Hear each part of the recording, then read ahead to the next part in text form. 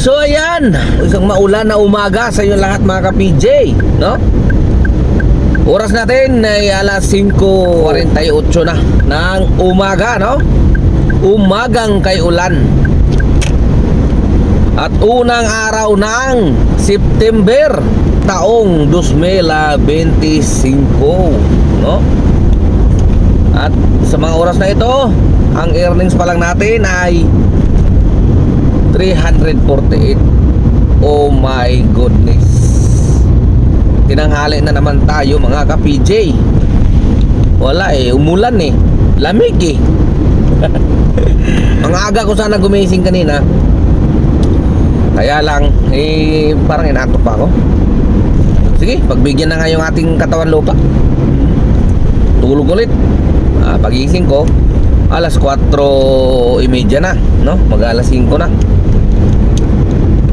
Kaya yun, naka-2 bookings pa lang tayo. Naka 348 pa lang tayo, 2 bookings. Uwi naman na natin, Makati lang. Pangalawa, papuntang Terminal 3. Yung pangatlo sana, papuntang Alabang, no? Kulang-kulang 500. Ay, inano ko na muna, kinancel ko na muna. Kasi, parang nasisira ko baka mamaya hirapan ako doon, walang masiyaran doon. Kaya minabuti ko muna para sigurado, diba? Takbo naman ako dito kay Ate Leslie, malapit na ako dito. At least dito, mag-almusal muna ako, magkape, mag-CR, diba? Kung anong gusto kong gawin. Sabay pagdating ng alas 6, online na. 10 minutes na lang, alas 6 na. Bakbak tayo yun, subok tayo ngayon sa unang araw ng buwan. Bakbakan lang, tiwala lang. Minsan meron naman kahit tinanghali ka may tsamba naman minsan diba? Minsan naman meron ding maaga ka pero hindi goods yung biyahe mo, diba? Malay mo ngayon kahit tinanghali tayo, swertihin tayo. Alright? Tiwala lang mga ka-PJ. So tara na, tayo mag-almusal muna. Sabay online tayo dahil subukan natin ulit na pag-interesan itong incentive, no? Kaso binabana ni Papa G, no? Yung dating 12 rides na 580, ngayon 9 rides, no? Binabaan niya sa 9 rides tapos 400 lang. Sige, kasahan pa rin natin yan. Nagbibiyahe naman tayo Hindi natin nasa, nakukuha natin, diba? Malaking bagay din yun. May ipon yun ng 400, 4 na araw. Kano din yun, diba? Kaya subukan natin ulit yan. Kaya tara na mga ka-PJ, let's go. Almusal na mga ka-PJ. Ito pansit, pampahaba ng buhay.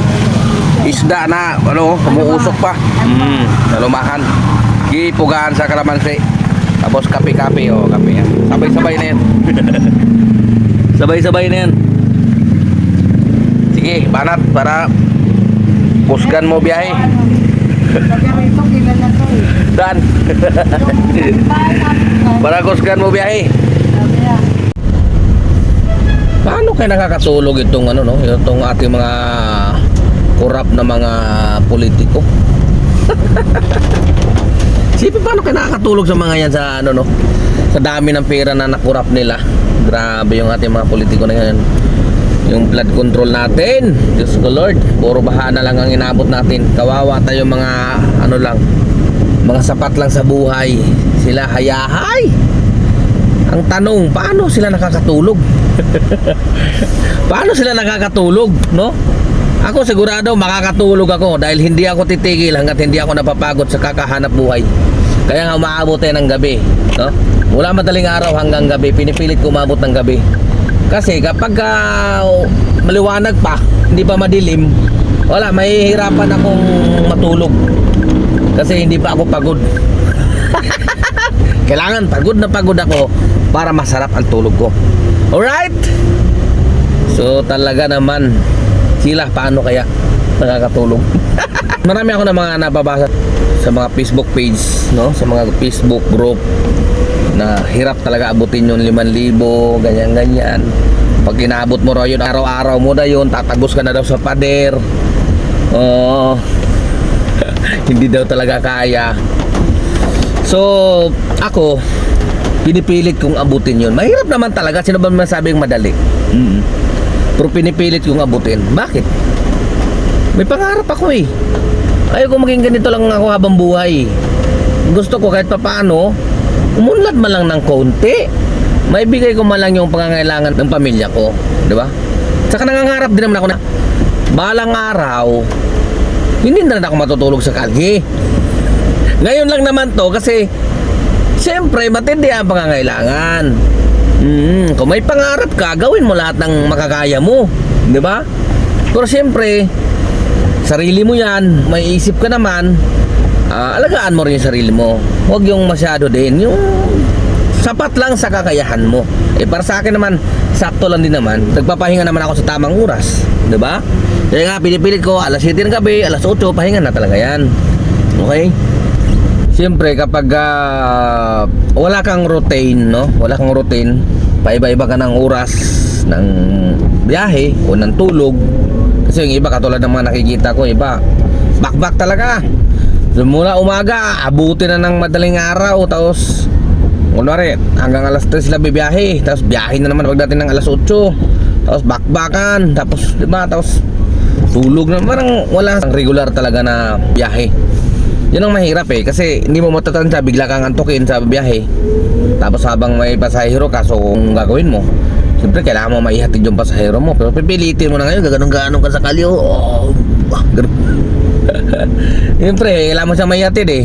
Katulad ng iba, katulad ng iba, yung mga sanay sa truck, na habang nasa biyahe sila, lalo kung long distance yan, biyahe probinsya, kahit anong oras, pwede silang tumabi. So wala naman silang pasahero eh. Tabi lang sila sa gilid, tulog, no? Dito sa Grab iba, kasi may pasahero ka eh, no? Wala naman makiusap ka sa pasahero, ma'am, baka pwede. Tulog muna ako.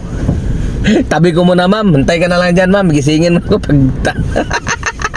Walang ganun eh, kaya kailangan sa Grab, gusto mong tumagal ka, maggano ko ng oras talaga, di ba? Anong oras yung kaya mo? Kunwari, labas ka alas 5 ng madaling araw, o kung 12 oras lang ang kaya mo, di 12 lang. Di alas 5 din ng hapon, pahinga ka na. Kailangan magpahinga ka na dyan, matulog ka na, no? Tapos yun ang gagawin mo sa araw-araw. Tapos labas ka ulit kinabukasan, alas 5 ulit ng madaling araw, di ba? Ganun yun. Ngayon, kung gusto mo naman 15 hours ka magbiyahe, so dagdag ka, di ba? Ganun lang yun. Dapat medyo lalaanan mo talaga ng oras yung pahinga, yung pagtulog mo. May oras doon na yun yung araw-araw na ginagawa mo. Masasana yung katawan mo na tuwing ganong oras, no, aantokin ka na. Katulad ng ginagawa ko, pagdating talaga ng alas 7, alas 8, inaantok na ako niyan. Sakto na yan, no? Nang ko na talaga magpahinga niyan. Hindi na pwedeng sumubra pa ako dyan. Doon ko sinana yung katawan ko eh, no? So sa oras na yan, mula alas 3 ng madaling araw hanggang alas 7 ng gabi, wala, yung kaya kong lampasan yan. Hindi ako inaantok yan, di ba? Bihira ako antokin yan. Kung antokin man, siguro na sobrahan sa pagod siguro, ganyan. Pero bihira ako antokin yan, dire-diretso talaga yan. Kasi nga, sinanay ko yung katawan ko na pag ganong oras, biyahe lang, no? Tapos pag itong oras, pahinga na, di ba? Kaya nga minsan, kahit maaga pa lang, kuta na ako eh. Pero hindi pa rin ako tumitigil. Bakit? Sanay ang katawan ko na pagdating ng dilim, alas 7, kailangan ko na magpahinga. Kung alas 5 pa lang, kuta na ako. Ay, papahinga, hindi pa ako inantok eh. Anong gagawin ko? Kaya pinipilit ko na umabot ng alas 7, alas 8. Kaya lumalampas yung kuta ko.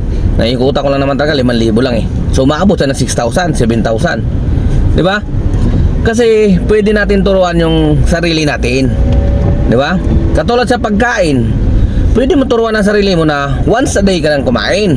Ako, ginawa ko na yun dati, kaso bumalik lang ngayon dahil nga nagkaroon tayo ng mga tropa, naingit tayo na kumakain din sila, sarap na sarap sa kumain ngayon. Pero dati talaga, once a day lang ako kumakain. Pumayat din ako noon, pumayat. Tinuruan ko yung sarili ko, pwede, no? Kaya ang nagkatawan natin, sarili natin, pwede natin turuan yan. Sa misi lang kakain isang araw, di ba? Siyempre, nasa sayo naman yun eh, di ba? Kaya Kung paiba-iba ka ng ano, yun nga, yun yung atokin ka talang bigla pag may pasero ka, antok ka, di ba? Doon na yung maaari ka pang makakadisgrasya. Kaya nga dapat kung Grab ka, pilitin mo na mayroon kang daily routine. Doon mo sinanay yung sarili mo, no? Sa mga oras na yan, yung oras ng biyahe mo, at yung mga oras na yan, ito yung oras ng pahinga mo. Alright? Tama ba ako? Tama ako. Para sa akin, tama ako. Ako to eh. Ako yung ano eh. Ako yung bida dito eh. Dahil ganun lang yun.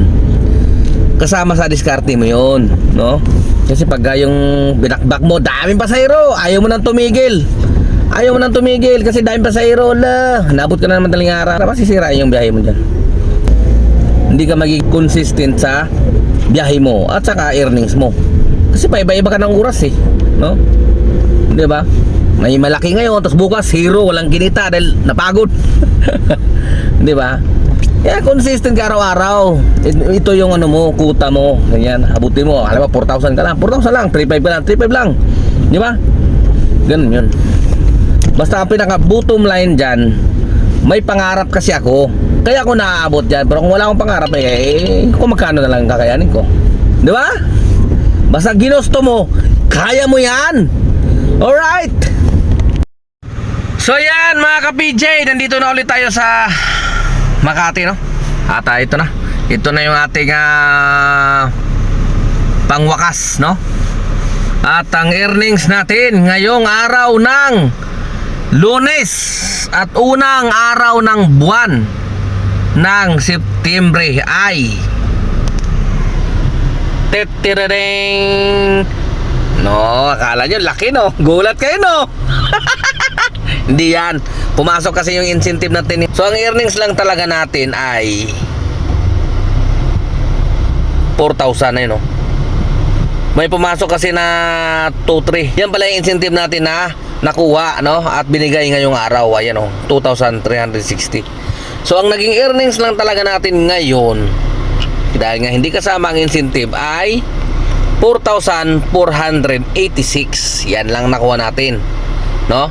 At taka 23 na bookings.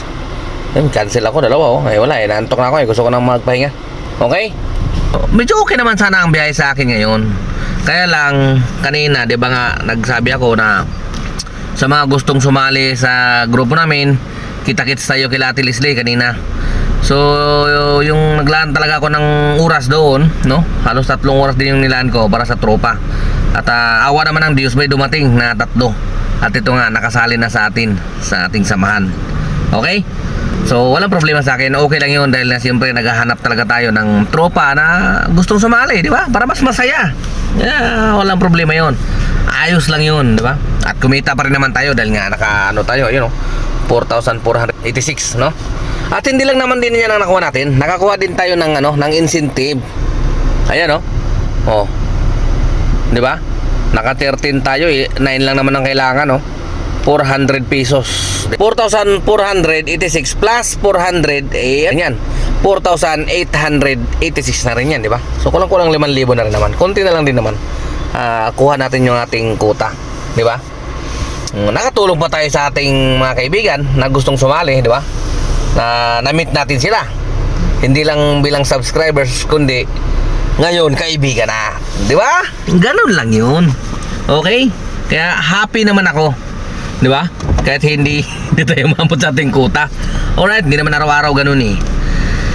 Okay. So yun lang mga ka-PJ. At bukas, araw ng Martes, September 2, pipilitin ko pa rin na doon ulit magtanghalian kila Ate Leslie. Bukas, Martes September 2, pipilitin ko pa rin 12 to 1, nandun ako, pipilitin ko na doon magtanghalian. Para kung sakaling mayroon pang gustong humabol, makasama natin, mapasok natin sa grupo. Bukas, September 2, Martes ulitin ko, September 2, araw ng Martes yan. Bukas yan, kasi ngayon ay Lunes. Okay? So malinaw yan. Huling araw na muna natin ng bukas ng pag-aantay ko sa gustong sumali.